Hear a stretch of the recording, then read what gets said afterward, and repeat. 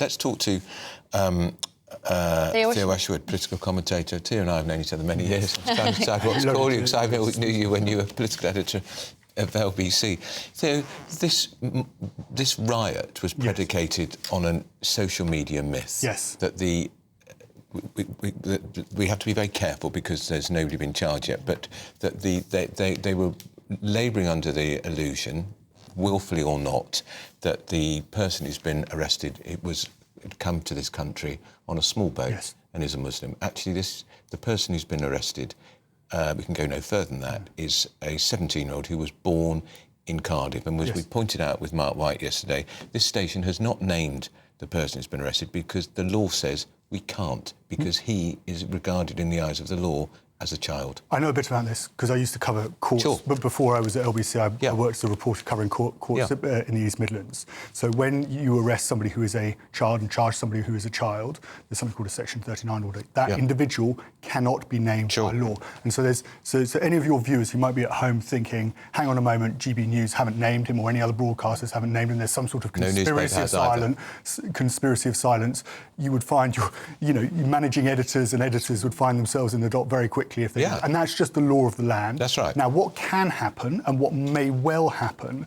is there may be an application before the criminal, if there are to be criminal proceedings, for that order to be lifted so that the individual can be named. Often happens after the case. Most 99% of times it happens after the case when the individual has been sentenced. Now, when you're at that kind of age limit where it's 17, 18, well, obviously 18 they can be named, but if you're at 16, 17, there's a greater likelihood that an individual can be named. When you get down, when you're talking about kids aged 10 and 11, that's not going to happen. But there may be the police may look at this and actually say, we would like to ask for this order to be lifted so the individual can be named and we can clear this up once and for all, given the specific circumstances of this case and given the way the rumours have been spreading. The mother of Elsie, Jenny Stankham, one of the little girls who lost her life, she said that this is the only thing that I will write. This was on Twitter last night.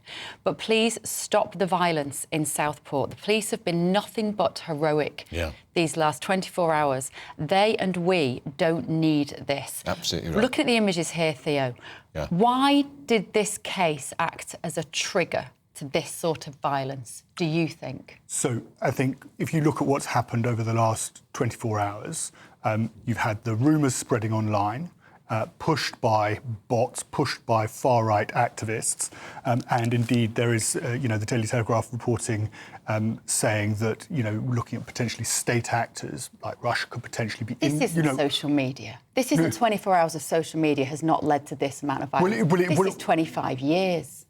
Well, I do make a distinction, and I'll come on to that in a moment. So you have far-right activists, and that I think has been pushed on social media. I think that's a great message from the mum.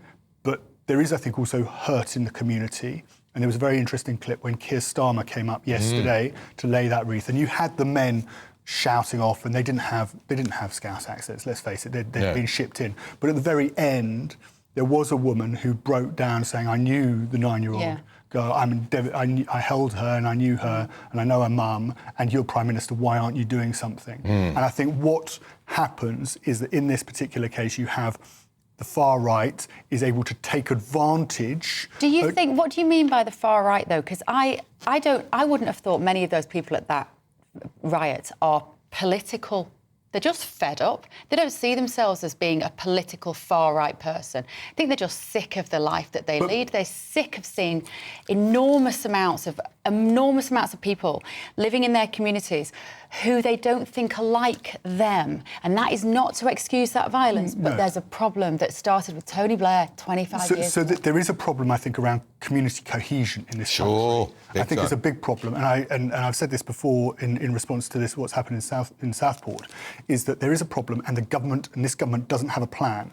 And I was speaking to somebody, senior in the Labour Party, saying before the election, you need a plan to deal with community cohesion and to deal with integration, to bring people together rather than having disparate communities. And of course, on the other side, things have been, exacerbated by the conflict in the Middle East as well, which has, of course, created huge problems in certain communities in that area. And then, of course, on the other, you have what's happened up in Southport, which is not the people of Southport, but people coming in and, using it as a launch pad for this senseless violence, which has no place in that particular community. But what the government needs to do is it can't just step back and say, well, this is a problem on social media and we're going, there's nothing we can do or there's nothing we can... They need to be leaning into this and sorting this problem out. Well, what do they do? Well, I think if you want a short-term answer, right, if I looked at that image of Keir Starmer laying that wreath, I think, yes, he's the Prime Minister, but he didn't have a connection with the people when he went up there. It was a bit too robotic. If I was looking at that, do I think Angela Rayner should have been making a statement in the House of Commons about housing? She's from Stockport, which is on the other side of the M6, but she knows those people and up in that part of the world. She's a mum, she's a nana. And I would have said, actually, if Labour wants to be a team, a government, and they want to operate as a team, I'd be saying to Angela Rayner, we really need your help on this, actually. Can you get up there? Because if Angela Rayner had stepped in, drop everything, forget the housing, for goodness sake. They can do it the next day. Next day. I think we may be in a position over the summer, actually, where Parliament has to be recalled.